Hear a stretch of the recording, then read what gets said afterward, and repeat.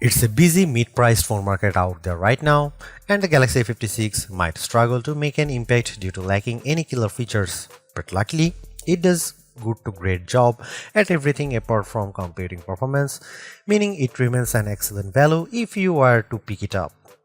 Samsung probably misestimated the launch of the Galaxy A56 considering how many other manufacturers have launched phones in the $400 to $600 bracket in the past few months. But if you can find it in the crowd, the new top player of Samsung's budget lineup has a whole lot to offer.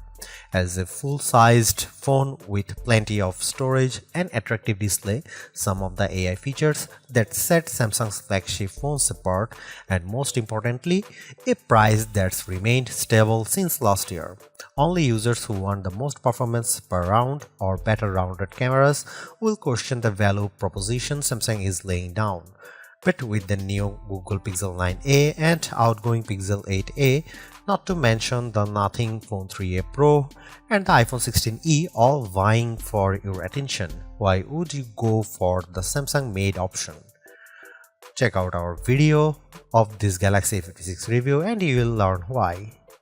You will have to part with $499 to get Galaxy A56 depending on where you are viewing this.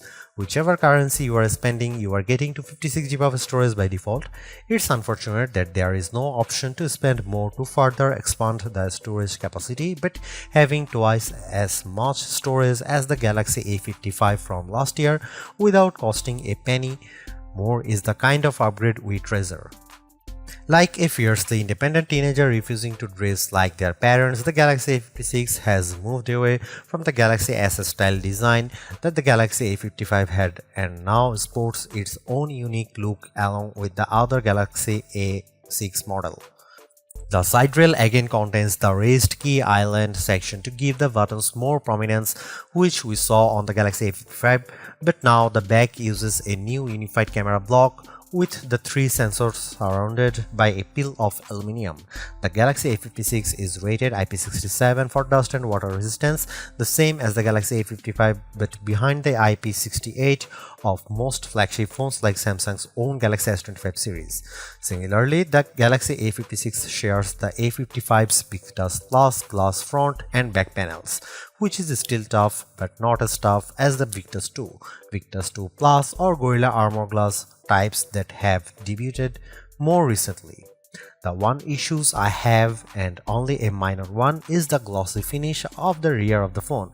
Most phones use textured glass or plastic that makes it hard to notice finger marks, but not the Galaxy A56, whose back panels looks like a French door installed in a kindergarten after only few minutes of use. The color selection for the Galaxy A56 is a direct split between sensible and spunky. Graphite and light gray are available for the sensible, giving the Galaxy A56 a dignified look, while the olive and pink are there for people who want to make a statement. The Galaxy A56 sticks with a 6.7-inch Full HD display like its predecessors, albeit with the bezel slimmed down compared to the Galaxy A55.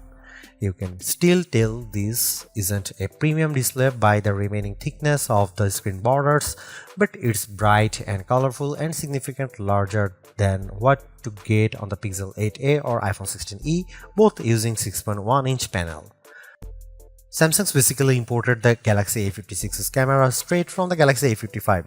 There is a 50MP main camera, a new 12MP ultra-wide and a 5MP macro camera on the back, plus an updated 12MP selfie camera on the front. The new front camera's lower res sensor than the 32MP one previous Galaxy A models features, but one which Samsung promises offers improved low light performances as well as adds HDR video support. Here are some camera samples of Samsung Galaxy A56.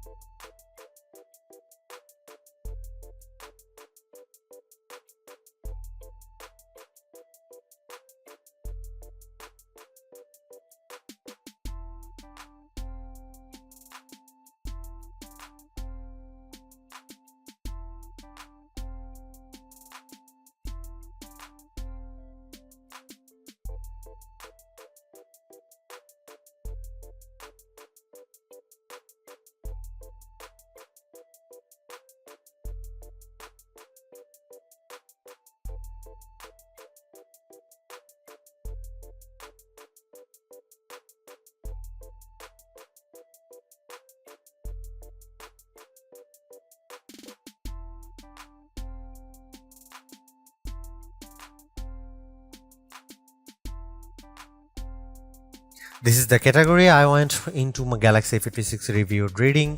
Samsung's mid-range Exynos chips haven't been impressive historically, and with an Exynos 1580 driving the A56, I wasn't expecting great results, and undoubtedly, my expectations were met. To focus on the positive first, the Galaxy A56 does better than the Galaxy A55 it's replacing and beats the Nothing Phone 3a Pro on the Geekbench CPU and 3D Mark GPU tests. But the Samsung is a long way behind the Pixel 8a and iPhone 16e, which both use flagship grade chips, and I can't fathom how slow the Galaxy A56 is at processing video, turning in the single worst result I have seen on our Adobe Premiere Rush test of turning a 4K video into a 1080p one. Samsung has given the A56 a little extra help with intensive tasks with the addition of vapor chamber cooling, only seen on Samsung's flagship models before now. The influence of this addition was easily felt while gaming, as even when the Galaxy A56 has struggled to keep up with Genshin Impact at maximum setting and the 60fps frame rate setting, it didn't get that warm. While Samsung hasn't tricked out the Galaxy A56's chipset, it's generous enough to give the A56 256GB of storage by default. This is double the basic storage of all the rival phones we have mentioned here, but it comes at a bit of cost. Firstly, this is the only available version to regular consumers. There is no other option to pay more to get 512GB or an even higher capacity, or to pay less if you prefer to save money or don't think you will fill 256GB. The other key factor is the Samsung no longer offers storage expansion via microSD card. This was offered on the Galaxy A55 and older models and allowed users to pop in up to another terabyte of storage. It's also a shame that the 12GB of RAM edition of the Galaxy A56 isn't being sold in Europe or North America. Having this much RAM on a phone of this price is a novelty, but also practical for performance reasons, and it's quite mean of Samsung not to offer it to us. The 5000 mAh battery in the Galaxy A56 is just as large as previous generations, but Samsung has somehow managed to squeeze much more battery life out of the same capacity. Since we haven't lab tested the Galaxy A56 yet, I performed my unofficial battery test, which sees how much battery a phone loses after 3 hours of 1080p YouTube video over Wi-Fi. The Galaxy A56 only lost 14% in this test, which compared to the Pixel 8a and Galaxy A55, which lost 18% and 22% respectively, is a big improvement and a comforting sign of good battery life under more typical conditions. In a surprising move, Samsung has given the Galaxy A56 45 wired charging, only seen before on the Galaxy S25 Plus and S25 Ultra and their predecessors. It's fast for a phone of this price, although there is no brick on the box provided, and Samsung's own 45-watt charger will set you back $49 US. We'll get back to you when we have charging test results for you, but we'd expect a charger of this power to fill the Galaxy A56 to empty to full in around an hour. With the expectations of people I know to be keen gamers, I'd not hesitate to recommend the Galaxy A56's brilliant blend of power efficiency, image quality on display and via the camera, and generous selection of AI features, software support length, and default storage for anyone with their budget fixed at the mid-price range, but I don't know if it would necessarily be my first recommendation to anyone either. The best advice I can give about deciding if you want a Galaxy A56 is how happy you are with a jack of all trade phones. It can be argued that overall balance is better than excellence in a narrow category, and if that's your outlook on life, you'll get on well with the Galaxy A56.